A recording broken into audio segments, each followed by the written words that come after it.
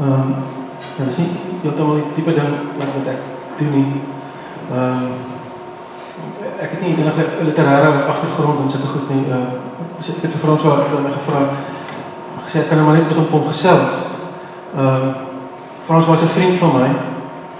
En dit is my regtig voorreg om met hom te kan gesels vanoggend hier so. Want ek het so oor die laaste paar uur, hoe lank is ons al vriende omtrent? So van gesien waarmee wat 'n ou deurgaan met 'n boek.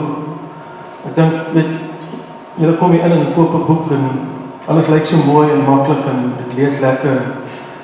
Maar ek dink nie julle besef altyd wat 'n pyn en onsekerheid en woede en elke moontlike emosie 'n skrywer deurgaan voor daai oomblik soos vanoggend. En Frans is deur alles. Ek is by die boek word goed ontvang en julle is vanoggend hier. Ek dink ons moet dalk net begin met Frans homself of net voorstel aan julle. Kan jy my hoor? Ek kan nie hoor aan hierdie kant of anders. Ek sien geen knoppies. Gewoonlik is daar 'n knoppie of 'n liggie, maar in elk geval. Ja, ek weet nie of mense regtig belangstel om te weet wie ek nou is. Dit gaan ons van meer oor die boek, maar miskien is dit relevant om te weet wat is ou se agtergrond as jy 'n boek lees. Ek dink dis hoekom mense seker na woordfeeste gekom om iets te leer oor die skrywers.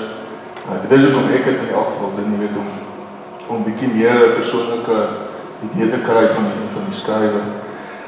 Ek het maar hier in Parel groot geword in Kalbrema Hospitaal gebore in 62.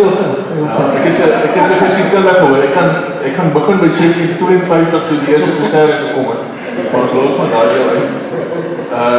By die Wes Laerskool, eerstes op A-klas waar daar was as die skool begin het, was ek in. En toe president hoërskool.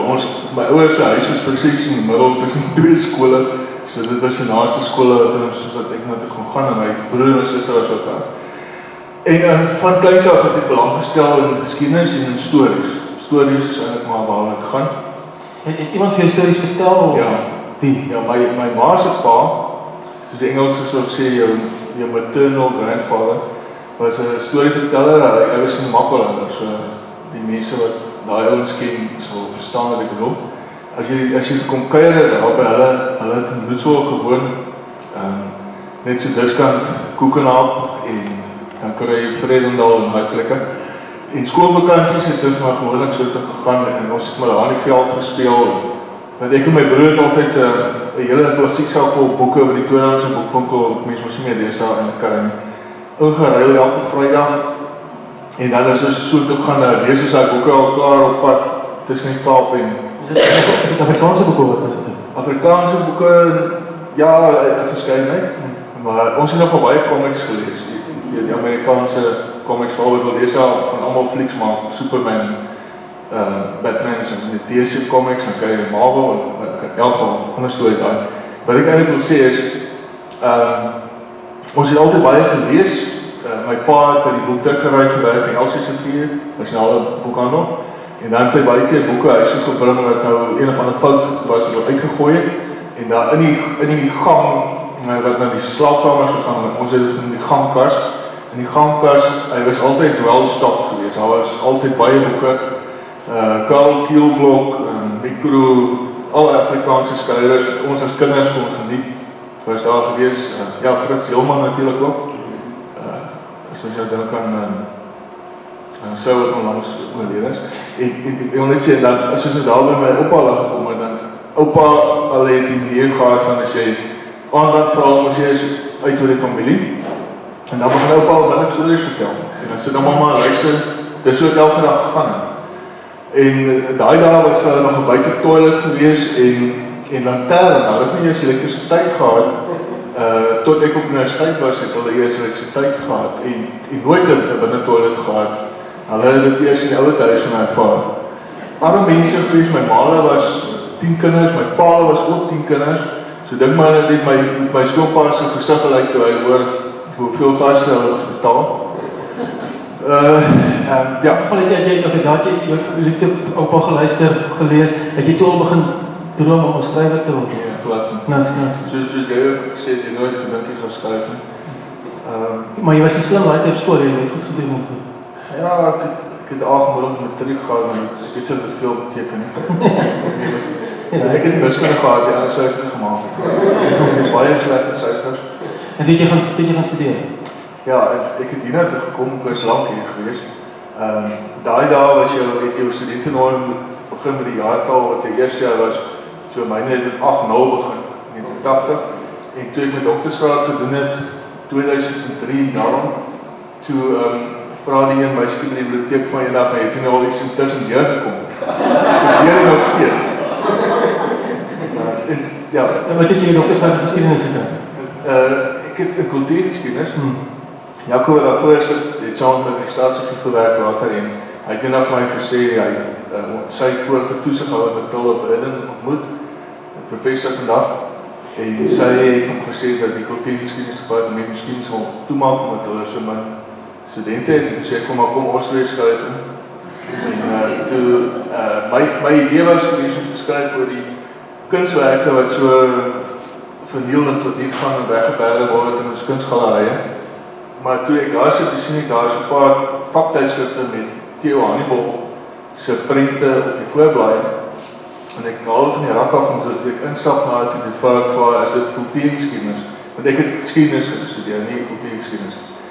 Toe sê sy ja, toe sê ek maar dis comics, weet, dis potprente en comics. En dis wat ek my groot geword het, ek toon as my pa se neef.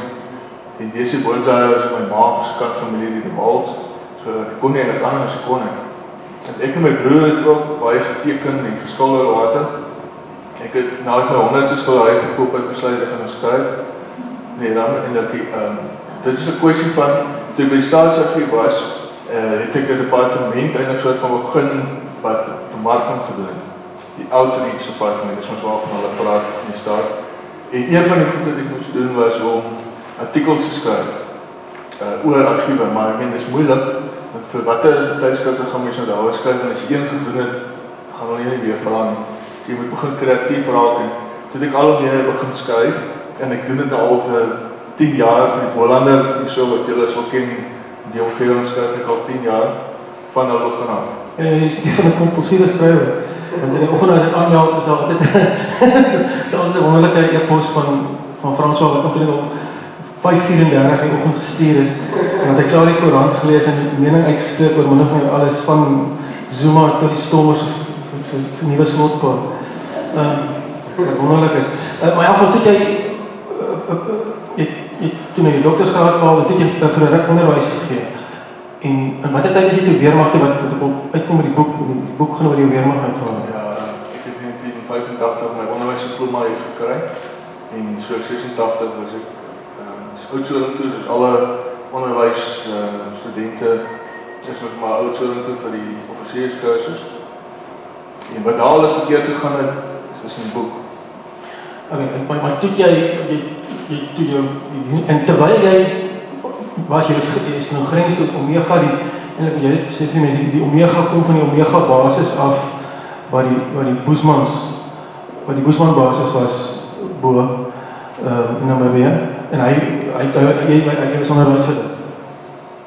Maar wat ek eintlik wil vra is, terwyl jy die dienstlig gedoen het jy toe al gedink aan 'n boek? Nee.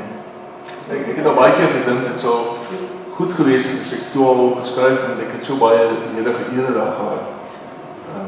Tussen jou onderwys, voorbereiding wat jy natuurlik gedoen het, jou klas en so aan, en ons het vir hulle sport afgerig waar ons kan. Die Terloopse Boesman meisies het glad nie aan sport deelgeneem nie, dus net nie in hulle kultuur nie. En ons het vir hulle die eerste keer 'n atletiek byeenkoms gereël. Ons het kalk uitgegrou daar in die bosse uit, ons plek waar kalk was, as gelukkig al baie kalk daar. Al die paaie is so wit van die kalk. En jy het 'n baan uitgemeet, ons het dit vreeslik professioneel gedoen. En toe het ons gesien van die seuns is baie goeie natuurlike atlete natuurlik, nie net vir lang afstande nie, verspring al daai goed.